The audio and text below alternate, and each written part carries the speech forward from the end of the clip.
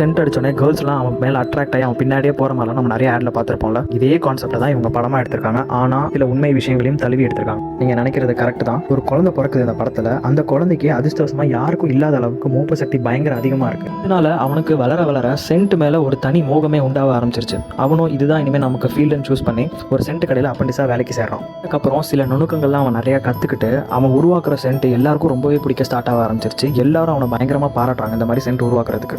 பாராட்டலாம் அவனுக்கு ஒரு தலகணமாக மாற ஸ்டார்ட் ஆயிடுச்சு. அவன் ஒரு சென்ட் உருவாக்கணும்னு நினைக்கிறான். அந்த சென்ட்டை அடிச்சா இந்த உலகத்தில் இருக்க எல்லாரும் அவன் சொல்றதை கேட்கணும். பக்கத்தில் போனாலே நான் என்ன சொல்றேனோ அதுதான் அவங்க கேட்கணுன்ற அளவுக்கு ஒரு சென்ட் உருவாக்கணும் நான் முடிவு பண்றான். இந்த உலகத்தில் எங்கெங்கேயோ தேடி பார்த்து எல்லா பொருட்களும் கிடைச்சிருது அந்த சென்ட்டை உருவாக்க. ஆனால் ஒரே ஒரு பொருள் மட்டும் எதில் இருக்குன்னா இளம் பெண்கள். அவங்க மேலேருந்து வர ஒரு சென்ட் இதில் ஆட் பண்ணா நம்ம சொல்றதை அந்த உலகமே கேட்கணுன்ற அளவுக்கு முடிவு பண்றான். இதுக்கப்புறம் அவன் அந்த சென்ட்டை எப்படி எடுக்கிறான், இதனால இவனுக்கு என்னென்ன பிரச்சனை வந்துச்சு, இவன் அந்த உலகத்தை ஆண்டானா இல்லையான்றது அந்த ஹோல் ஸ்டோரி. படத்தோட பேரு the perfume story of a murderer. இப்படி நிறைய ஃபிலிம்ஸ் நான் சஜஸ்ட் பண்றேன். நீங்க என்ன சப்ஸ்கிரைப் பண்ணி மறக்காம சப்போர்ட் பண்ணுங்க.